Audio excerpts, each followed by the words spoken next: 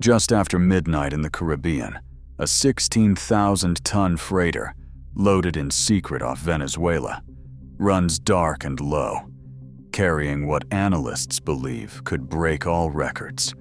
A single shipment worth up to $400 million in pure cocaine. Tonight, shadowed by a United States Coast Guard cutter, tracked by a multi-agency task force with helicopter and RHIB boats ready, this ship is about to become the centerpiece of a high-stakes trap. If it escapes, entire cities will feel the fallout. But how do you catch Venezuela's largest drug ship in one operation? And what hidden clues led the Coast Guard to risk the entire operation on this night? The Caribbean corridor between Venezuela and the open sea has become one of the world's busiest drug highways. Bulk freighters, like the one now running dark across open water, slip through these routes using their size and ordinary appearance as shields. On any given night, dozens of ships blend into commercial traffic, yet only a handful carry enough cocaine to alter the fate of entire cities. These vessels can haul 6 to 10 metric tons at once, a single load worth hundreds of millions of dollars on the street.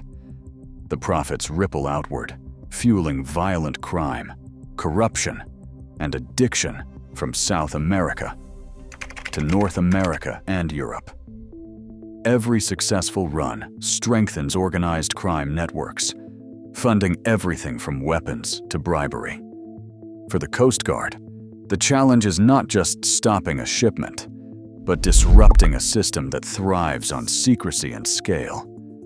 The stakes are measured in lives lost to overdoses, neighborhoods destabilized by cartel violence, and institutions undermined by dirty money.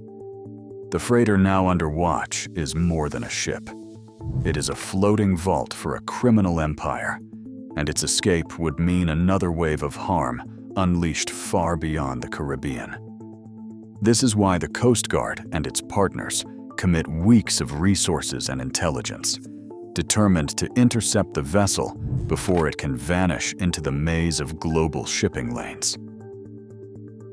A tip from a dock worker in Puerto La Cruz set everything in motion. He reported a freighter loading cargo well past midnight, with security unusually tight, and the ship's crew avoiding all contact with port staff.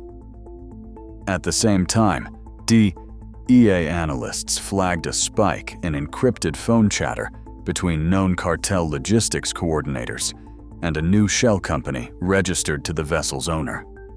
Coast Guard intelligence teams began cross-referencing these clues with vessel tracking data, noting that the freighter's automatic identification system had gone dark for several hours, an anomaly that matched patterns from previous drug runs.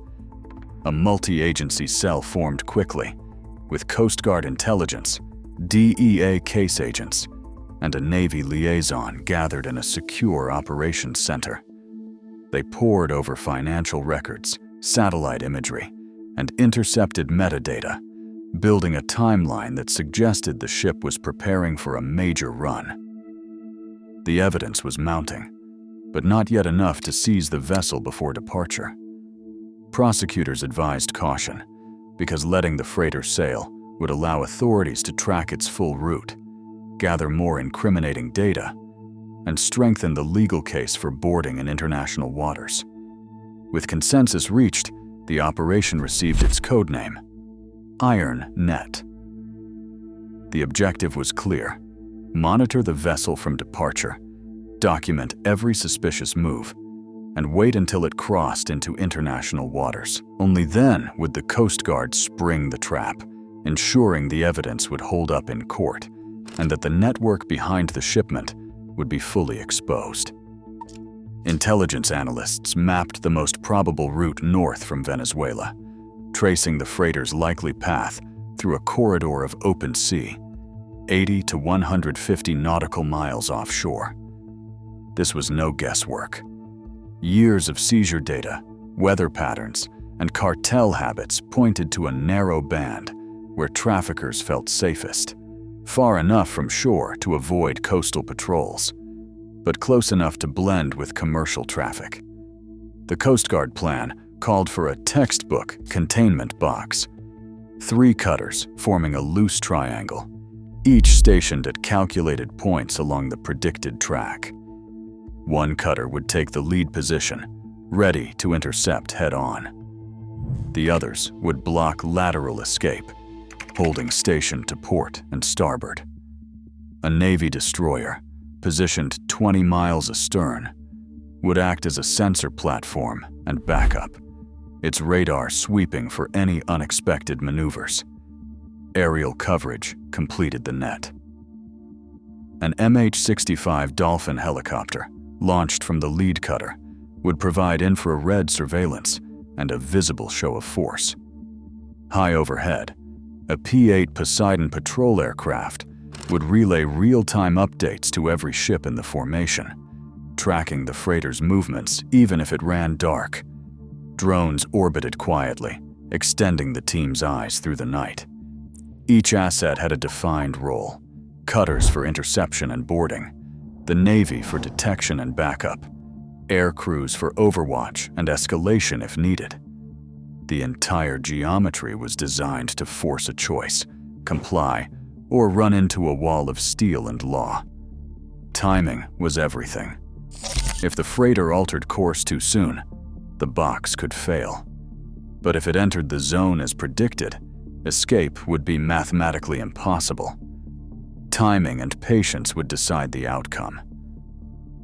Just after midnight off the Venezuelan coast, a freighter slipped away, its navigation lights dark, its automatic identification system transmitter silent. Only a handful of watchstanders on distant cutters and in the operations center knew the ship's true identity. For the first 6 hours, the vessel hugged the edge of the commercial lanes, blending in with tankers and bulk carriers bound for Europe. Then, without warning, it veered 12 degrees off the predicted track and moved further into open water. Every course change forced the Coast Guard to recalculate interception windows, shifting assets to maintain a 6 nautical mile standoff, close enough to react and far enough to avoid tipping their hand. The automatic identification system signal flickered on for brief intervals, then vanished again. Each blackout triggered a flurry of encrypted messages between the cutters and the surveillance aircraft circling overhead. On the bridge of the lead cutter, the tracking team monitored the ship's faint radar return and logged every deviation. Aboard the Navy destroyer trailing 20 miles astern, sensor operators watched for any sign of distress calls or sudden speed bursts. The freighter's crew kept the ship running slow and heavy, never exceeding 10 knots, as if daring patrols to guess their intentions. Each hour at sea narrowed the window for a clean intercept. If the vessel broke north or east, it could slip into a gap between patrol sectors. At 4 a.m., the lead cutter adjusted course, shadowing the freighter's new heading. The containment box tightened, but the risk of losing the ship before daylight grew with every mile. In the operations center, analysts watched the digital map, tension mounting as the ship approached the edge of the trap. The lead cutter's bridge crackles to life as the Coast Guard issues a direct radio hail, ordering the freighter to stop engines and prepare for boarding. The command repeats, voice steady, leaving no doubt about authority. The freighter hesitates, then begins a slow, more deliberate turn, too sluggish for a genuine course change. Suddenly, the engines surge as the ship tries to push past the northern edge of the box, hoping for a gap. Cutters accelerate, shifting positions to block every escape lane, steel hulls closing in from port and starboard. Overhead, the MH-65 Dolphin helicopter drops altitude. Floodlights sweep the deck, and the loudspeaker amplifies the Coast Guard order to comply. The freighter's bridge crew faces a wall of law enforcement Cutters off the bow, helicopter overhead, no clear route to run. The standoff tightens, every move watched, every option shrinking until compliance is the only way forward. Boarding teams launch from the cutter in rigid-hull inflatable boats, engines roaring as they close the final gap. The team leader signals, and within moments, boots hit the steel hull. Armed and disciplined, they move quickly. One squad heads for the bridge, another for the engine room, securing both before the crew can react. The DEA liaison follows, notebook in hand, ready to document every step. Ship's papers and manifests are checked against the actual cargo. A sharp-eyed officer notices fresh weld marks on a fuel tank access panel. Acoustic tapping reveals a hollow echo where there should be solid metal. Tools come out, and the panel is pried open, revealing stacks of tightly wrapped packages hidden deep inside the sealed tank. Each bale is photographed, tagged, and logged, the chain of custody starting right there in the cramped compartment. The boarding team leader radios confirmation. The vessel's secret is out. Every year, U.S. Coast Guard crews intercept billions of dollars in cartel cargo on the open ocean. New routes and larger shipments keep appearing. In this high-stakes chess game, vigilance never ends. The next ship is already out there. What would you do if you were the one watching the radar?